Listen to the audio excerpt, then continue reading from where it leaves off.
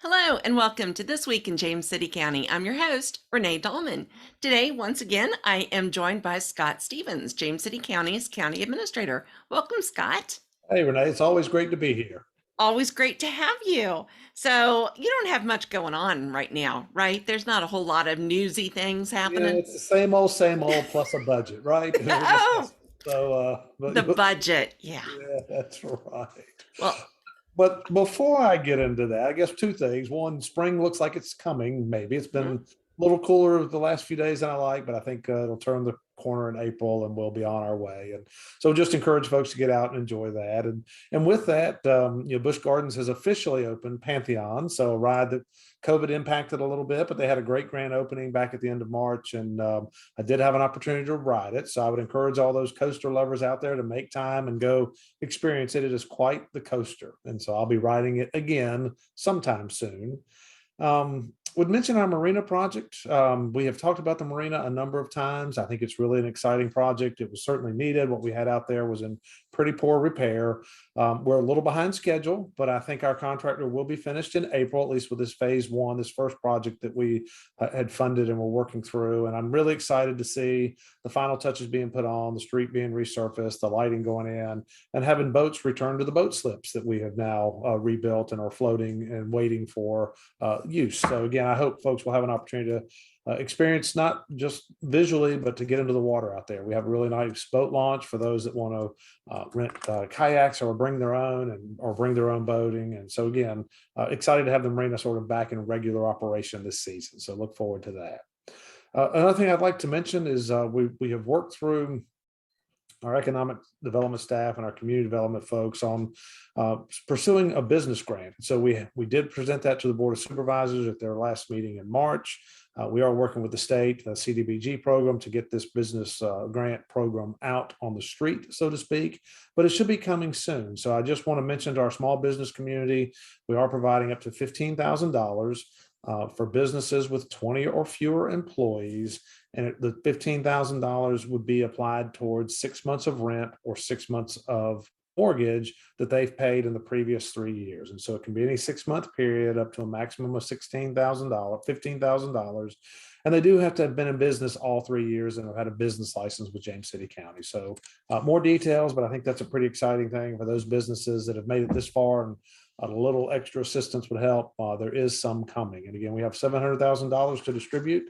And I look forward to distributing that so that we can then go back to the state and make our case for more funding for our business community. I guess, as you mentioned early on, Renee, the main purpose, at least for our discussion today, is our proposed FY 2023 budget. And, I've got a lot of numbers to cover. I don't know how to do it any differently. I didn't put together any graphs. So I'm going to talk through these numbers. If I get it wrong, I'm sure you'll correct me or add to where needed. Sure. Okay, well, thank you. And would certainly offer to anyone that has questions after listening to this or something just didn't make sense to participate in public meetings that I'll mention at the end. We have one coming up April 5th. So that's the first one for us. Or to call me, 253-6603, 253-6603. And I'll be happy to try to answer the questions and make sure you understand what's in the proposed budget.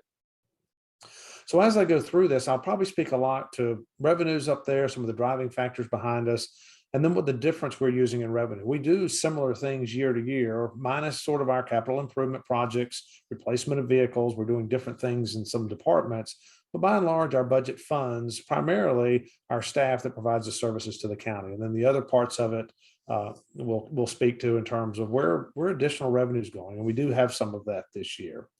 And as I mentioned, the April 5th meeting, before I forget the time, is at 4 o'clock in our boardroom here at the government complex. It'll be streamed live as well. And so and on Facebook, so it can be interactive that way. But it is meant to be an in-person meeting for those that would like to attend in person, or something you can participate in from home if you would like to participate. And we hope to have some two-way conversation. And we're doing that on Facebook, correct? In terms of the two-way Correct. conversation. Mhm. Very good. And so again, then it would be available for replay after that. But again, April 5th at 4 o'clock at the Government Center in the boardroom. So again, we're talking about the proposed FY 2023 budget, and then we have also an FY 2024 plan. So as we go through this, I'm going to speak to the FY 23 proposed budget and not the plan. The proposed budget, once adopted, is where the board has allocated money and we can spend it. The FY 24 plan is really just that. It's something departments have forecasted. It's something so the board and myself and others in the community can see what we believe our needs will be for 2024. But again, we'll revisit that this time next year, and then we would ask the board to consider making changes and adopting that plan at that time. So the FY 2023 proposed budget is where I'm going to spend my time. When we talk about our budget, we do have a number of funds, and they total $233.4 million. That's all of our funds, whether it's capital, debt service, we have a Virginia, I think, housing fund, and a few others, but those are our total budget, $233.4 million, which is a 4% increase over the current year budget. So that's not a significant increase overall. We spend most of our time talking about our general fund or our tax fund.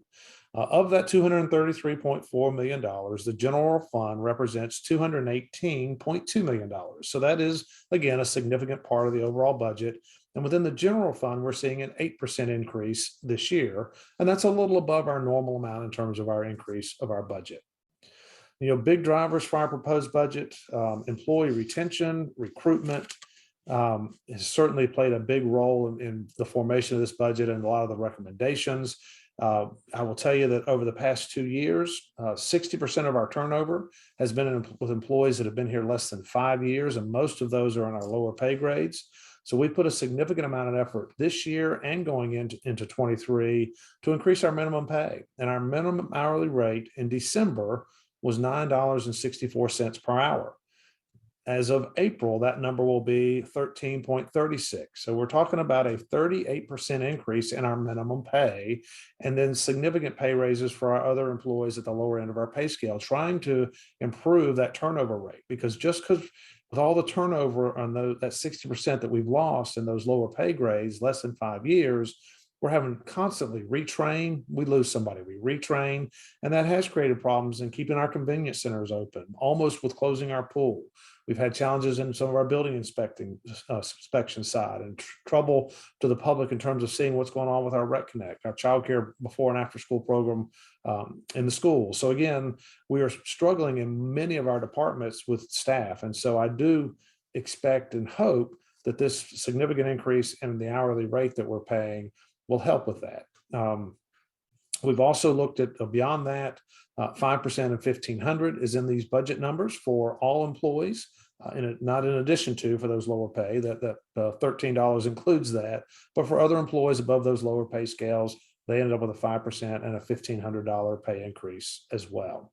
But that's significant for us. We also have some additional positions that I'll speak to that we've added this year, and some that we're proposing for FY 2023 in terms of services to the community for a growing community. Our population has been increasing significantly the last decade or two or three, and it's projected to continue. And to be able to provide the services that we believe our community expects and deserves, it does take more staff as we have more residents here to serve. So one of the big drivers, employees, our retention, recruitment, and some additional staffing. Another big driver, and I've heard it, been here almost, well, a little over 3 years now. I hear community appearance all the time. And we want it to look good for those visiting. We want it to look good for our residents that are here. We want the county to mow more. We want the county to take care of signage. We want the county to do better maintenance of some of our landscaped areas. When we have been putting significant resources towards that, this budget increases that significantly. We almost doubled what we are mowing on VDOT roadways, so we're doing additional mowings. We pay VDOT to mow additional times, and then we take some of the landscaped areas and we mow them even more often. We've expanded that area under our contract so that we are paying out more for that. We worked this past year with litter and working with our Virginia Peninsula Regional Jail to add a jail crew, meaning we're paying the supervisory staff, so one person in their cost for their vehicle, to go out and basically pick up litter. Our hope is 7 days a week. We're not quite there, but they have been working since October on regular pickup, multi-days per week within James City County, with a 2 to 6 man inmate crew out picking up litter. And from my perspective, it is making a difference. But unfortunately, if they pick up litter this week, there's litter again next week. And so we've got to have that ongoing effort to pick up litter. And I do think the use of our inmates and our partnership with the Virginia Peninsula Regional Jail is worthwhile, but this budget has a full year of that cost built into it as well. In addition to that, we have our general services staff running odds and ends things, from trees that have fallen over to signs that are down to areas that for whatever reason have been missed in mowing and they look terrible before weekend of a big event that we're trying to make better. We've established an additional road crew. We did that in FY 2022, this current year, but the full annual impact of that funding is built into this proposed FY 2023 budget. Really a big part around trying to make community appearance better. And then another significant piece that I hope our residents will appreciate and see in this coming year is we're working to replace our street signages along the main corridors, the street name signs, to make them bigger, make them brighter, and make them so that they're visible to those. They won't be lit up, but they'll be better reflectivity. As you drive down the road at night, you'll be able to see the street name signs. They'll be bigger and you'll be able to see them easier. So again, all those things to help with the community appearance. And then finally, we move into our capital improvement projects. And again, we have a 5-year projection of the needs within the county and the school system. Our biggest change in the county for the county is space. We have been through a facilities master plan and a space needs study over the past 2 years that really identified that while the county's grown and we've added employees over the years, we really haven't increased the space of our county facilities. And so we keep putting more and more people into the same space, and we take an office and we divide it into 2. We take an office that had 3 or 4 and we're dividing it into 4. And so we've adjusted to the point that we have to build or expand the office space for county employees for us to continue to provide services. And when we talk about space, we have around 400,000 square feet, which is a lot. That's what we have today. What we need is 550,000 square feet. So we are way behind what we need today. And when we look at our 2040 need, just really 20 years out or not quite, we need 625,000 square feet. So we need 50% more space based on the projections of what the staffing will be and population will be in the next 20 years. And a big part of that in our CIP is starting this year. At least it's in this 5-year plan, and it's new to the 5-year plan. Almost $100 million of new projects in the 5-year plan, which is not normal for us to jump it that quickly. So within that, and some of the projects to highlight is the pre-K space for the schools. It's in excess of around $25 million. And so that project is a big project. We've talked about elementary school. We've talked about pre-K. It's been in the 5-year plan. It's been out of the 5-year plan. This year it's back in, and I think has the support momentum behind it for that to happen in the next year or 2. The other thing is a replacement of our general services building, where all of our staff that provides our maintenance services to our fields, to our buildings, along our roadways and our parks, they're just out of space. And so we do have money in there to build a new complex, almost $27 million in the 5-year plan. We have our social services renovation costs that they are in the building they're in. They share it with Old Town Medical. Old Town Medical is looking for space to move out because we've told them we need that space for our staff. About $11 million renovation of that building. It's not an expansion, but it will be renovating each side as that building has some age on it, and then be able to serve our staff and our residents well into the future. So again, a significant cost there. And then we've talked an awful lot about an open space program of need to the community. We've talked about it here a long time. We funded it some years ago with bonds, and then during the 07-08 timeframe, we let those bonds expire, so we didn't fully implement it. We have put $6 million in the next 5-year plan towards rural protection, open space purchase, easements, whatever that might be. And the board is very supportive and wants to work through how do we best protect James City County so that even though it's changing and growing, we still are able to have some of that rural character that most of us appreciate.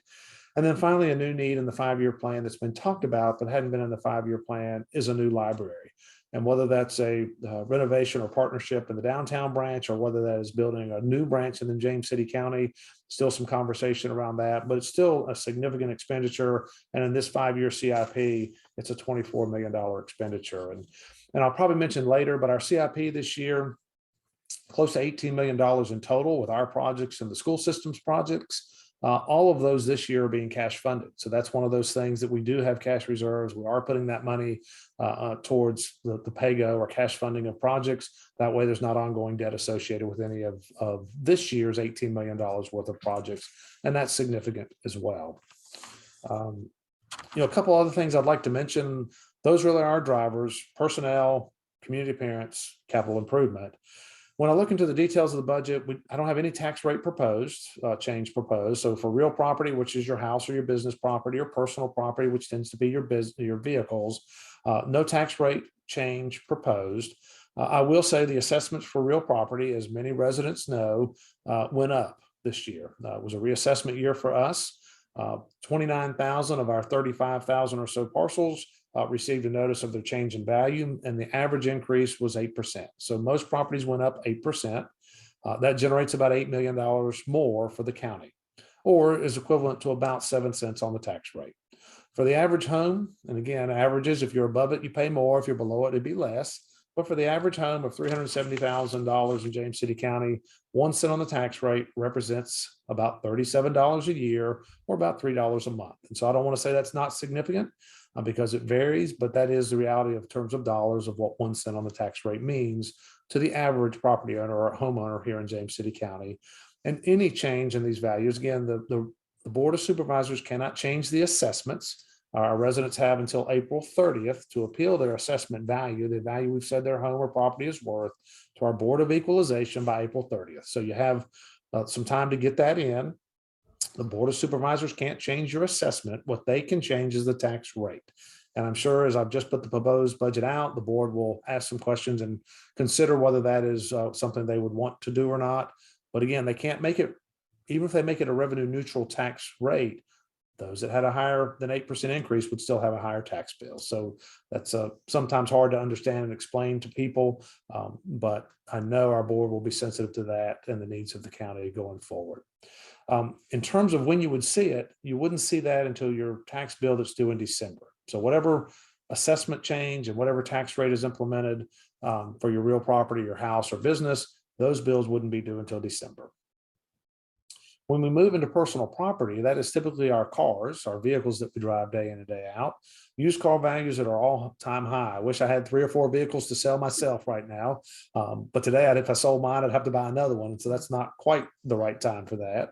Our Board of Supervisors has really already provided some tax relief today. Residents may not be aware of that, but at the urging of our Commissioner of Revenue, the Board of Supervisors did choose to reduce car values, at least what we're taxing on, by 25%. So they have already provided significant tax relief because most of us were going to see a larger bill for our vehicles than we paid last year because it's worth more in today's market with the supply chain issues. And while housing's not sensed to be a bubble, we do think the used car values really are up right now because of supply chain issues, and that in a year or two, those values will more normalize. So again, the Board of Supervisors was sensitive to the idea of not sending you a bill that was more than what you received last year, at least in most cases, by providing this 25% reduction that we're billing the tax bills on. And again, those bills are due in June, so residents will see that impact sooner than they will the impact of the reassessment.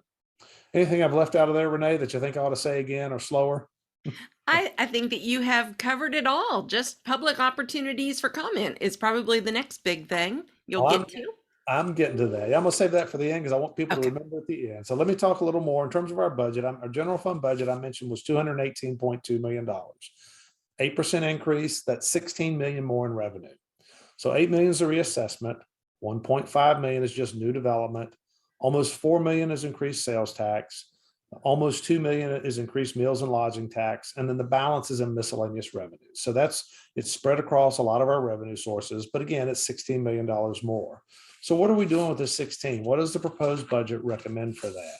Well, as I said, we're paying a large part of pay-go or cash for our capital improvement. So there's 5.1 million of that 16 is going to support our capital improvement program. So we're not borrowing money to do some of these projects that we have said or the community has shared with us and we believe the community wants us to move forward with.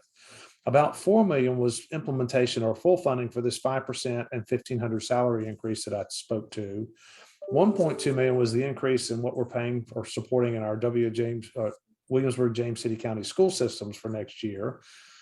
We had another 1.2 million in really 8 new positions, some upgraded positions, some reclassifications, some creations of career ladders to retain our staff and provide some promotional opportunities internally. But again, almost 1.2 million. And then a smattering of other things that lead us into those. But those are the big parts of what's in there. Again, the creation of the road crew is $500,000. We added firefighter positions, which is just over 300,000. And so there are things that we've done this year that we're supporting in the next year. And so we'll have more discussion about that, but all of those things total into the $16 million of additional revenue. Within those operating budgets, also, we're replacing 16 vehicles, 9 within our police departments, 7 throughout other county departments. When we look at our CIP, our capital improvement program, the summaries of that, again, the county's almost $15 million in capital improvement items. And just giving you a general sense of what they are. We continue to do our stormwater work. We've got almost $2.6 million there. We have watershed management projects at Skimino Creek and Mill Creek. Again, the design costs for our general services building. We're replacing 2 of our medic units. We're replacing a fire engine unit. Some funding for the open space program that I talked about. Some covered spacing for our specialty vehicle, covered parking spaces for our some of our specialty equipment, the law enforcement center. Some of the equipment that's more expensive, keeping it covered will extend the longevity. We expect to have much of that for many years. A lot of building maintenance projects across our campuses. Chickahominy Riverfront Park water distribution replacements. We have a water system there that's old and needs to be replaced. Some playground improvement or installation at James City County Library. Some library renovations, interior, carpet, and other interior renovations. And then improvements to our Chickahominy Riverfront Park, our Upper County Park, the library, Brickyard Landing, business-ready site development for industrial recruitment, and then some video and studio equipment so that we continue to broadcast the Board of Supervisors meeting as in an appropriate manner. That equipment is now getting to the end of its life, and if we don't replace it, we'll begin having trouble with broadcasting when we are ready to broadcast our Board of Supervisors meeting. So all those things are the drivers within our budget. I do want to mention ARPA funding, the American Rescue Plan Act funding. While it's not part of our operating budget, it is mentioned in our budget document because it's significant. The county is receiving $14.8 million. We received half of that last spring. We expect to receive the other half this spring. And as part of our budget meeting that I'll mention on April 5th, we are going to talk a little more about ARPA and where we're recommending that money be spent. And so a highlight of that, we are doing some improvements to our emergency communication center with generation. We've got some improvements at our Chickahominy Park, again, our well facility to go along with the distribution facility. We've got support for a project that could occur at the marina where a restaurant may come in there to do parking and stormwater work. We're talking about accelerating Lower County Park, almost $6 million of that 14 that would help us move forward with the construction of that park and grove that we've talked about a number of years and has been in our CIP, but rather than having to borrow money for it, it could be cash funded with the ARPA funds. We're talking about some improvements to the facilities around the Ambler House in terms of utilities for events outside the house. It's no interior work, but we've renovated the outside of the structure and secured it so it's not deteriorating. We're trying to make the grounds. We have a number of events that go on there better suited for that. We're talking about buying a portable stage. We're talking about having some portable toilets, and in addition to porta johns, or maybe instead of, in some cases, we have bathrooms that have lighting and heating and cooling within them. We're talking about some upgrades to our fiber optic cabling, some redundancy for county facilities and tying us together, replacement of our phone system. Our phone system we use in our offices is a 90s model phone system, and getting parts and keeping it functioning, they tell me, is more difficult each year. And then we've got a number of projects related to housing, community development, and some temporary positions to support these ongoing projects built into our ARPA funding. And we'll talk more about that at our April 5th meeting. And so from that, Renee, I do want to move into, I think, just really the opportunities for public involvement in the budget. Again, if there are questions, whether they email or call, but again, my number 253-6603. We do Well, have and Scott, I'm sorry if I can interrupt. I do want to apologize for like rushing you through the entire second half of the budget. I'm a word person and not a numbers person. So, I just figured that, yeah, we had already covered where the money was going. So I do apologize. Oh, no apologies needed, Renee. You're probably in the majority. There'll be a few out there that would like to know more. And I guess that's a good segue to our website, the budget message. And there's an awful lot of detail between the message and the full document there. For those that really want all the numbers, we have plenty of numbers there for you. We will talk about more of those in our upcoming meetings. And again, we'll get as detailed as you'd like to be so that you understand why we believe those things are important. Again, our community meeting, April 5th, 4 o'clock, our boardroom here at the government compound. It will be broadcast live and in person, so we hope that folks are able to attend and participate. The Board of Supervisors is holding a public hearing on the proposed budget April 12th at their 5 o'clock meeting. So pretty shortly after 5 o'clock, I would expect that they will be able to conduct their public hearing both on the budget and on the reassessment. They are separate public hearings, but they'll both be held that April 12th. And so residents have an opportunity to speak and share their concerns or express where they'd like to see the funding go or not go at that meeting.